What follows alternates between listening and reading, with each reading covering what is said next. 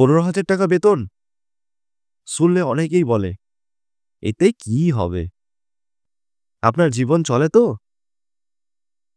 কিন্তু জানেন কি, এই 15,000 টাকা দিয়েই সঠিকভাবে প্ল্যান করলে ভবিষ্যতে আপনি লাখপতি থেকে কোটিপতিও হতে পারেন। যদি না জানেন তাহলে এই ভিডিওটি আপনার জন্য। আজ আমি দেখাবো কিভাবে মাত্র 15,000 টাকা আয় দিয়ে সঠিকভাবে বাজেটিং এবং ইনভেস্টমেন্ট করলে আপনার জীবন বদলে যেতে পারে। ভাবুন, কোনো বড় ইমার্জেন্সি আসলো আর আপনার কাছে টাকা নেই, কি করবেন তখন? অথবা আপনি চাইছেন নিজের জন্য একটা বাড়ি কিনতে, কিন্তু সেভিংস শুরুই করেননি। যদি এইগুলো আপনাকে ভাবায়, তবে আজকের প্ল্যান আপনার এই চিন্তা দূর করবে। চলুন শুরু করা যাক। প্রথমেই আসি কিভাবে মাসিক খরচ ম্যানেজ করবেন। 15,000 টাকার মধ্যে একটা 50:30:20 রুল ফলো করুন। মানে 50% মানে আপনার স্যালারির প্রায় 7,500 টাকা, যেগুলো ফিক্সড এক্সপেন্সেস, মানে ধরুন ঘরের ভাড়া, খাবার, বিদ্যুৎ, ইন্টারনেট, মোবাইলের রিচার্জ, এইগুলোতে আপনারা খরচ করতে পারেন। এরপর 30% মানে হচ্ছে 4,500 টাকা।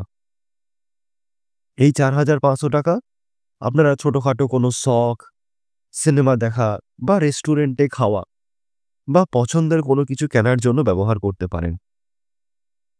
আর বাকি 20% মানে 3,000 টাকা সেভিংস এবং ইনভেস্টমেন্ট। এইখানেই আসে আপনার ভবিষ্যৎ বদলানোর ম্যাজিক। কিভাবে? পরের পয়েন্টে আসছি। ধরুন হঠাৎ চাকরি চলে গেল বা হেলথ ইমার্জেন্সি এলো, তখন কি করবেন? এর জন্য একটা ইমার্জেন্সি ফান্ড থাকা খুব জরুরি। মাসে 1,500 টাকা আপনার সেভিংসের প্রায় 50% আলাদা করে রাখুন। এটাকে এক ধরনের লিকুইড ফান্ডে রাখুন, যেখান থেকে আপনারা দ্রুত ক্যাশে কনভার্ট করা যায়। যেমন ব্যাংকের ফিক্সড ডিপোজিট বা লিকুইড মিউচুয়াল ফান্ডে আপনারা রাখতে পারেন। 6 মাসের খরচ কভার করার জন্য অন্তত 50,000 থেকে 1,00,000 টাকা এই ফান্ডে রাখুন।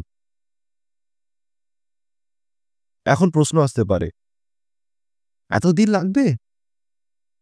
কিন্তু ভাবুন, এই ফান্ডটা একদিন আপনার বাঁচার জন্য গুরুত্বপূর্ণ হয়ে উঠতে পারে।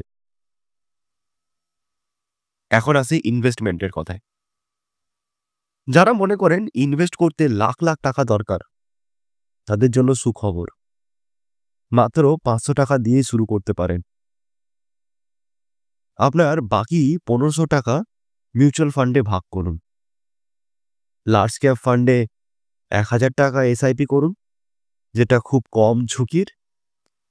আর বাকি 500 টাকা মিড ক্যাপ ফান্ডে এসআইপি করুন, এটা একটু গ্রোথের জন্য। এগুলো লং টার্মে কাজ করবে। ধরুন আপনি প্রতি মাসে 1500 টাকা এসআইপি করেন, 10% অ্যাভারেজ রিটার্ন ধরলে 10 বছরে 3 লাখ টাকার বেশি জমবে, আর 15 বছরে প্রায় 8 লাখ টাকা।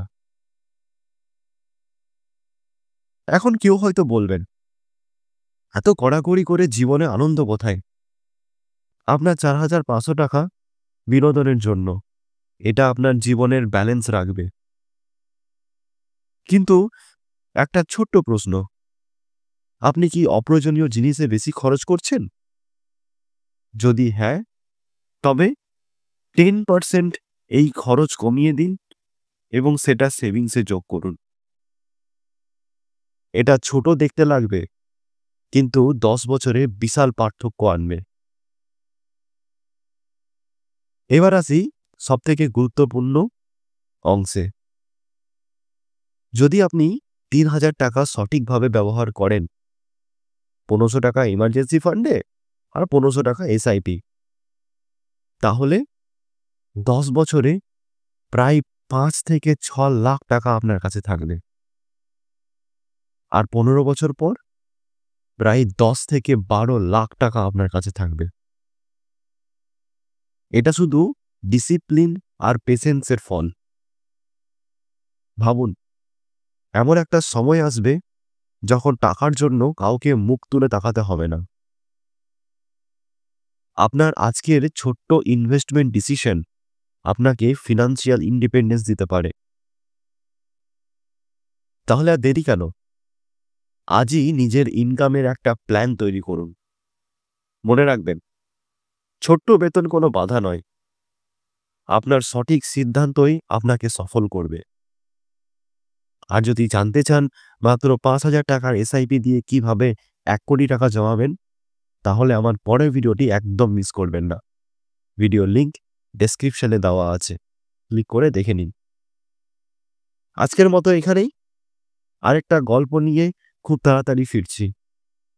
মনে রাখবেন, আপনার ছোট পদক্ষেপই বড় স্বপ্ন পূরণের প্রথম ধাপ। ধন্যবাদ।